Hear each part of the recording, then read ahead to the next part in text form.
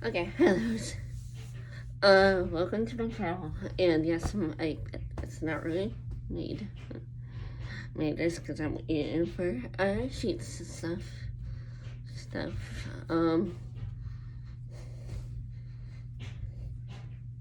Which I don't mind. But we have a couple. I'm gonna try to see if I can hopefully finish it today. Otherwise, it might be Sunday. Or hopefully I can finish it today. I'll be so excited to say because I have multiple books lined up. And yes, there's a lot of Catholic books too. Because I am Catholic, just in case you want to know.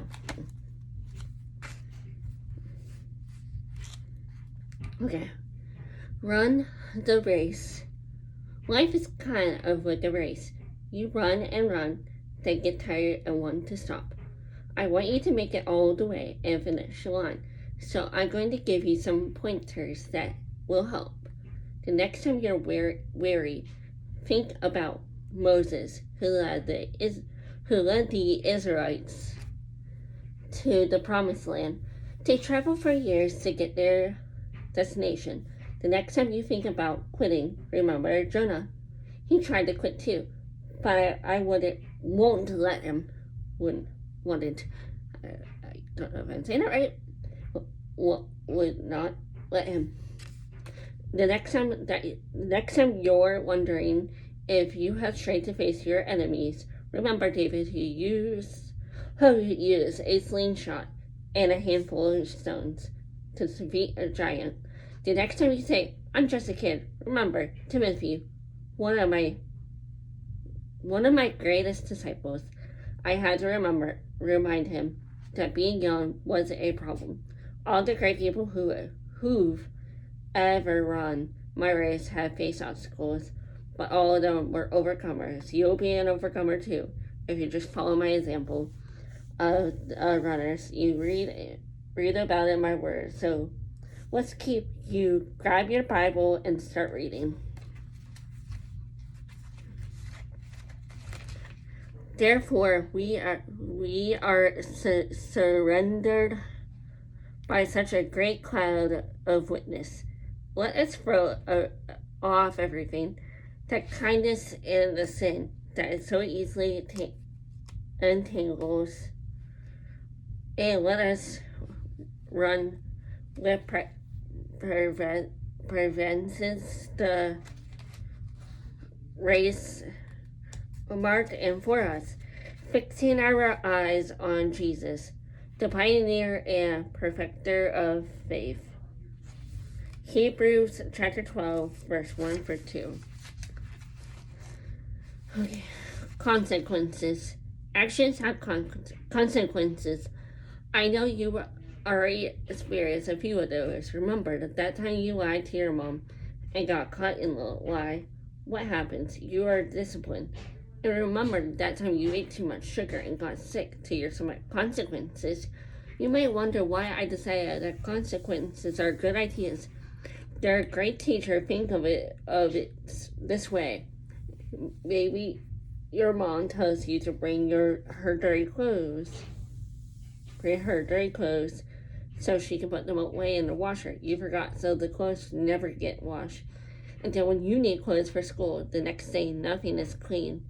You have nothing to wear. You end up wearing dirty jeans and a wrinkled, smelly t-shirt to school because you didn't do the right thing.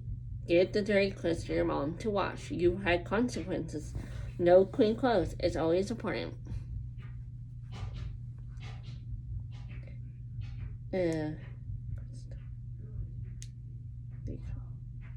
I forgot where I left off.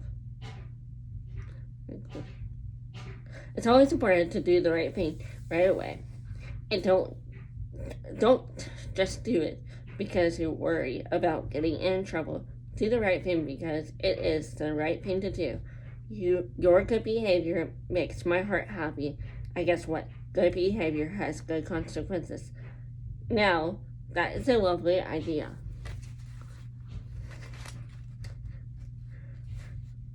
For whoever keeps the whole law but fails in one point has become accountable for all of it. James chapter 2 verse 10. Okay, idols.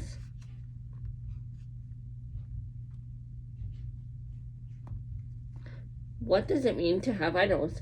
When you idolize something, it means you make it more important than me. One example, imagine it's almost your birthday. You've been hoping and praying your parents get you a certain present. It's all you can think of or to talk about.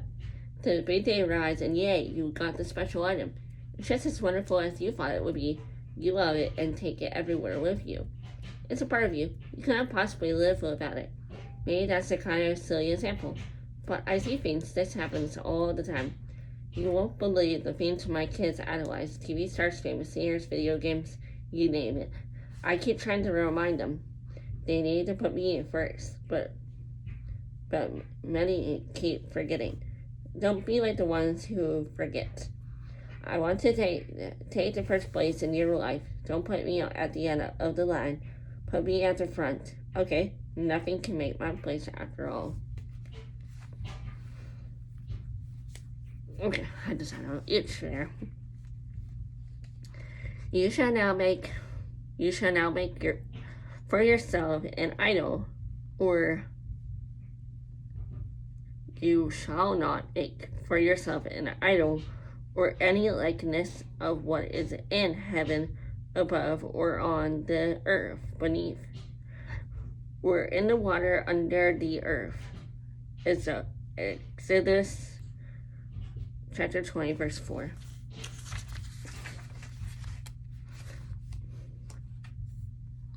Is it? Okay. And why is reference? Caring for the elderly.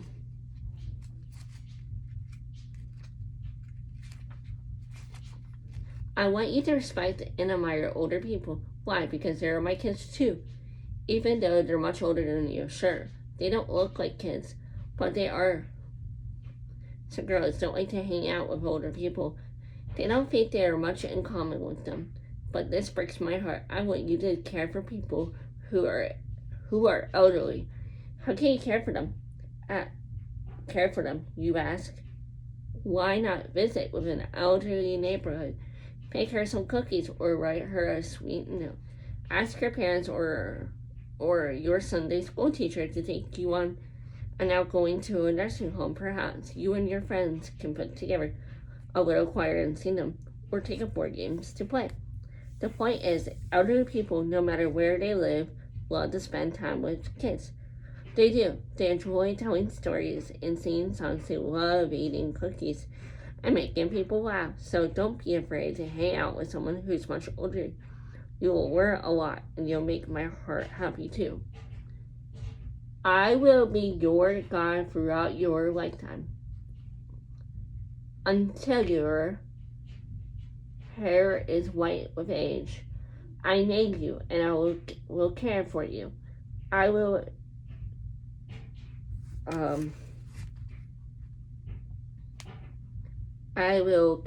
carry you, I think, along and save you. Isaiah chapter 46, verse 4. Okay, and plus I've been saying this in a lot of videos. I might glance because I just still cannot read cursive. But I give you, I'm not gonna, because I know some people do have perfect Bible verses.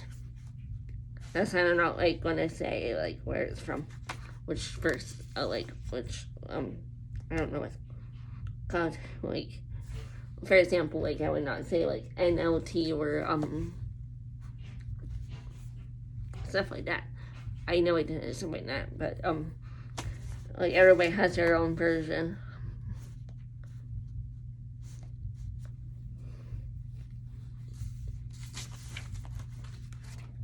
Okay. Well designed. Or ESV. like is easy version, easy English version. But I forget what my version is. Technically.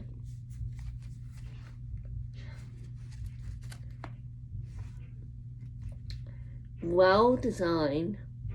Have you ever taken the time to look at the house you live in? Do you see how it made the walls are in a certain place so are the ceilings, everything is just where it should be? What if the bathroom was in the kitchen or the bedroom is in the hallway? That wouldn't make much sense, would it? No, everything is in the rightful place because the designer, the one who came up with the plan for the house, knew what she was doing.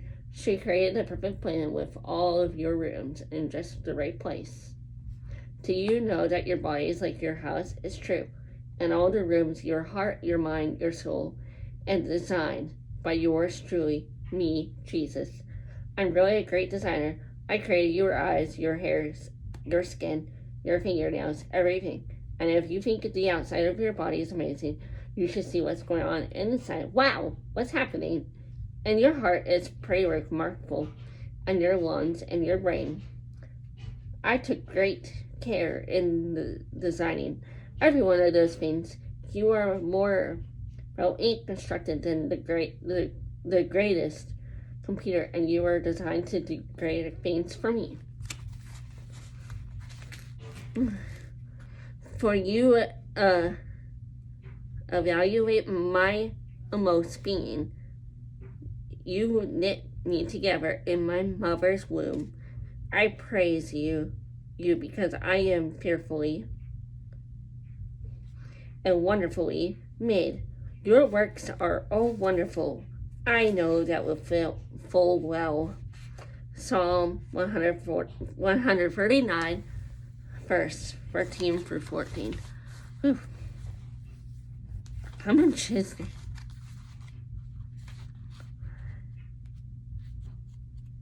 Oh my God. Goodness gracious.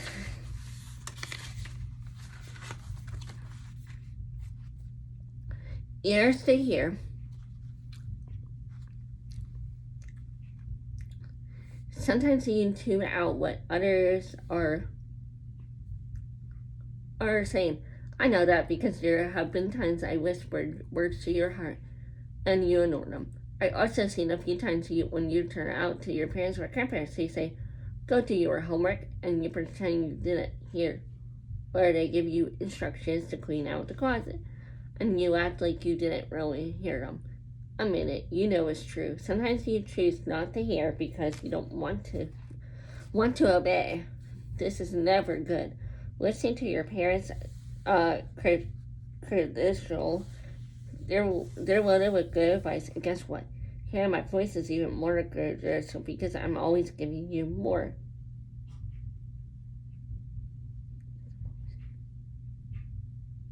More critical because I'm always giving you good advice and instructions. And you need instructions sometimes so you can hear my still small voice. Just say, I'm listening, Lord. Then lean in close so that you can hear. You don't want to miss a word. What if I have to say might just change your life. He who has ears to hear, let him hear.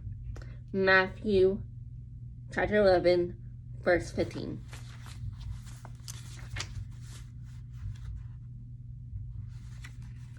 Speak the truth. I'm a truth lover. It really hurts my heart when my girls lie.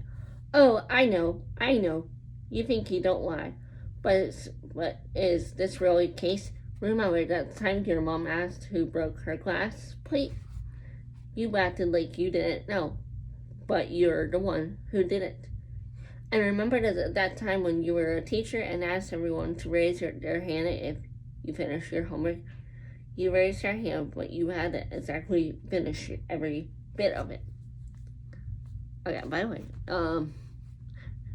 before I finish, everybody does lie, okay? Just in case.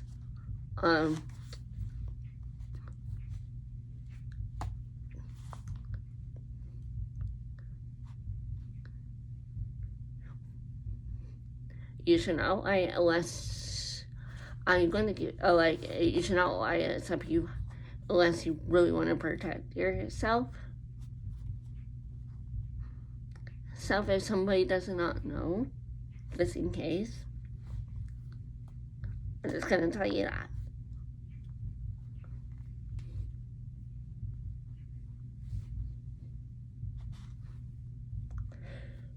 Okay.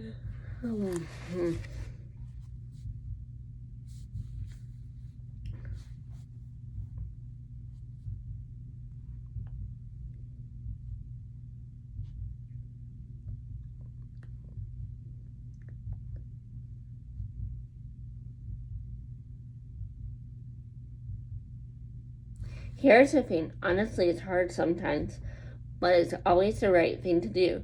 When your mom asked about the plate, say the words, "I'm sorry, Mom. If I accidentally broke it, might have been hard, but your mom would have forgiven you for breaking her plate." And instead of lying to your teacher, what if you told her the truth? "I'm sorry, Miss Baker, but I fell asleep last night before finishing my homework." Chances are the teacher might just give you a second chance, maybe. The point is, you can be a truth teller, even when it's really hard. I'm so grateful for my truth telling girls. My words come from up on, or I think it's on, or and upright my heart. My lips sincerely speak what I know. Job, or I don't know if it's job or a hall, I don't know. I'm just going to say job, chapter 33, verse 3. Huh. I don't know what that word is.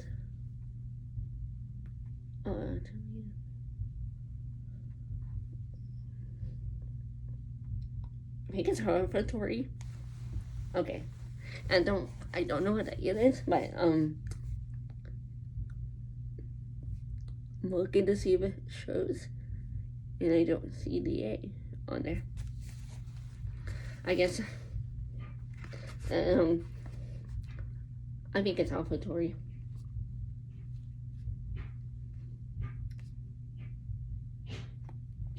Maybe you hear other kids saying you're not the boss of me. Maybe if you even say this yourself. Truth is, no one wants to be a boss around. No matter how old they are, a true leader doesn't boss people around. A real leader person is charged, leads with a general spirit. Have you ever wondered who the real boss is? An unlimited boss. But I have placed others in your life too, your parents, your teachers, people at church who teach your classes, and so on. These special people aren't there to boss you around. They're there to lead and guide you and show you the way to go. Why? So that you can have boundaries and be safe. These people who called, okay, yeah, I got it right, olfactory experts, and they guide you they guide you because they adore you. Today, think about all the olfactory figures in your life: mom, dad, grandparents, friends, parents, teachers, and so on. How can you treat them with respect? By doing what they ask, and when they ask it, by saying please and thank you, by obeying even when it's really hard. Submitting yourself to authority is my plan for a happy life. So don't worry about anyone trying to be the boss of you. They're simply there to lead and guide you because they love you. And the kindest thing you can do in response is to love them back by obeying. Oh, and sorry about the noise out there with it's the drywall against with Betty's rubbing. That's in case you're wondering in the background. And it might be dark in here too a little bit. but I might turn on the light in a little bit. Let every person be subject to the governing authorities, for there is no authority except from God, and those that exist have been established by God. Romans chapter 13, verse 1. Okay, I'm gonna pause that. Get the light on for a second.